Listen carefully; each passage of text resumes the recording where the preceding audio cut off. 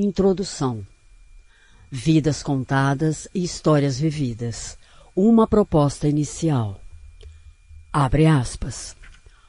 Os homens são tão necessariamente loucos, fecha aspas, sofismava Blaise Pascal. Abre aspas.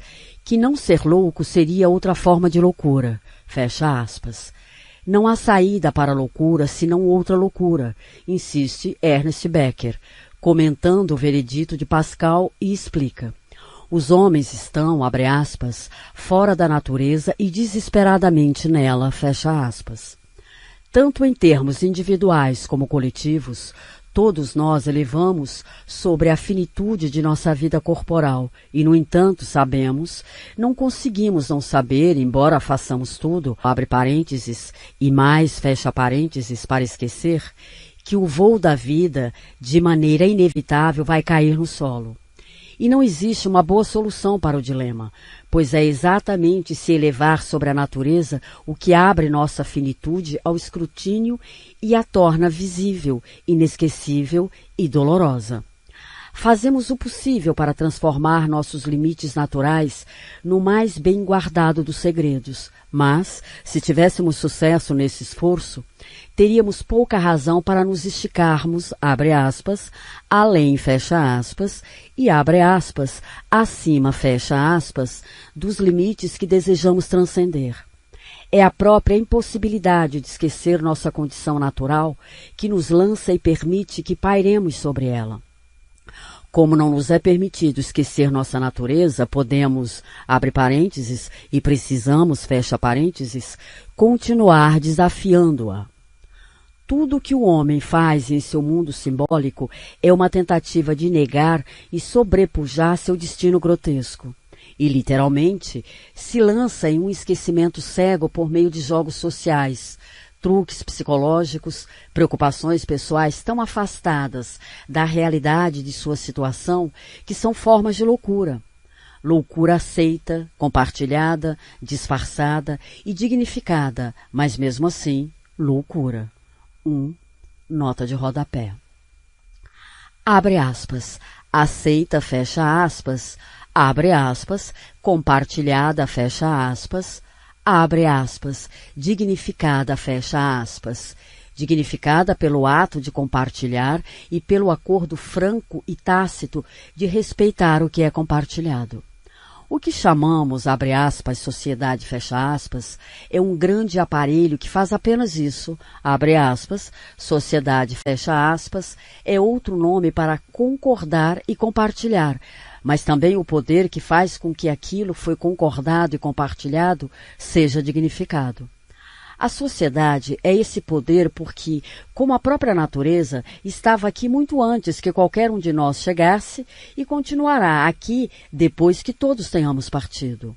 Abre aspas. Viver em sociedade, fecha aspas, concordando, compartilhando e respeitando o que compartilhamos é a única receita para vivermos felizes. Abre parênteses, se não felizes para sempre, fecha parênteses.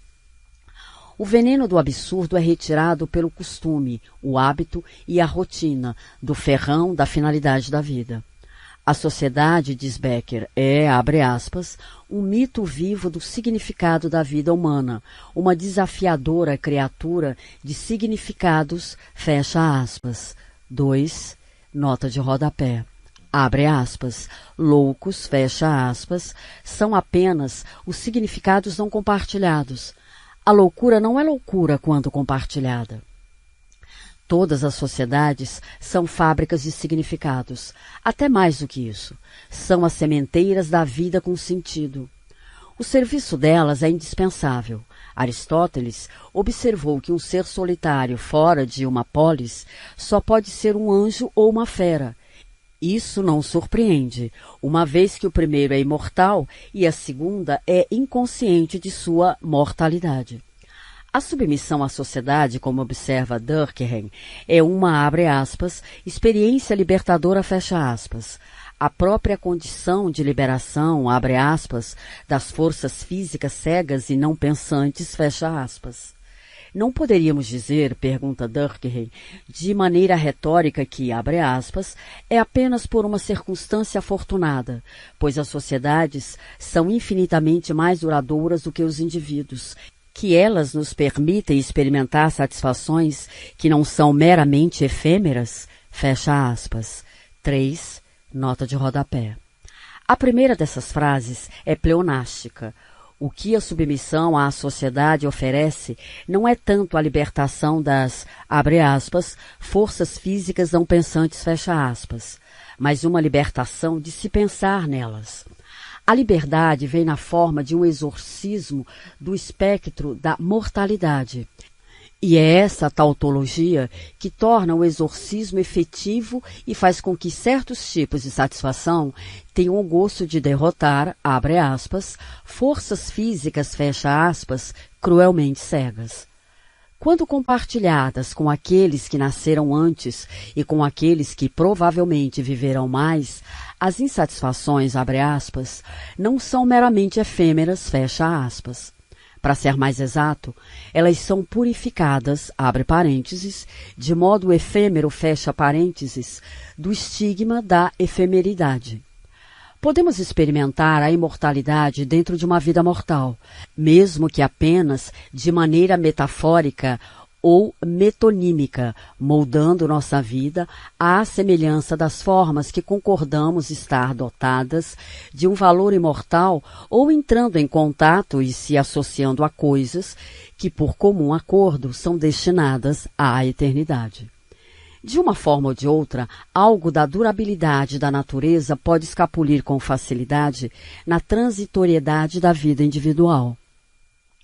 Do mesmo modo que o conhecimento do bem e do mal gera o indivíduo potente e estanca a necessidade de um guia moral, o conhecimento da mortalidade dispara o desejo pela transcendência que assume uma de duas formas: a ânsia de forçar a vida, admitidamente transitória, a deixar traços mais duradouros do que aqueles que os deixam, ou o desejo de provar este lado do limite das experiências, abre aspas, mais fortes do que a morte, fecha aspas, da vida transitória. A sociedade se alimenta desse desejo em ambas as formas. Existe nele uma energia à espera de ser canalizada e dirigida. A sociedade, abre aspas, capitaliza, fecha aspas, essa energia, suga seus sucos vitais desse desejo, desde que ela consiga fazer com exatidão o que é preciso: fornecer objetos verossímeis de satisfação, sedutores e dignos de confiança, para instigar esforços que, abre aspas, façam sentido, fecha aspas, e, abre aspas, deem sentido, fecha aspas, à vida. Esforços que consumam suficientemente a energia e o trabalho para assim preencherem a duração da vida, e variados a ponto de serem cobiçados e perseguidos por todas as posições e condições sociais, sem se importar quão pródigos ou escassos sejam seus talentos e recursos. Isso pode ser, como sugere Becker, loucura. Contudo, também podemos argumentar que talvez seja uma resposta racional para a condição que os seres humanos não podem alterar, mas cujos efeitos, mesmo assim, têm que enfrentar. Seja o que for, a sociedade, abre aspas, a manipula, fecha aspas, como faz com aquele outro conhecimento do bem e do mal, mas sua margem de manobra, neste caso, é maior. E sua responsabilidade também, já que os seres humanos comeram da árvore do bem e do mal, mas apenas ouviram falar da árvore da vida e não possuem qualquer memória de terem provado seu fruto. Onde existe o uso, há sempre chance do abuso. E a linha que divide o uso do abuso entre os veículos de transcendência oferecidos foi e continua a ser uma das mais acaloradamente, abre parênteses, talvez a mais de todas, fecha parênteses, contestadas fronteiras que as sociedades humanas traçaram.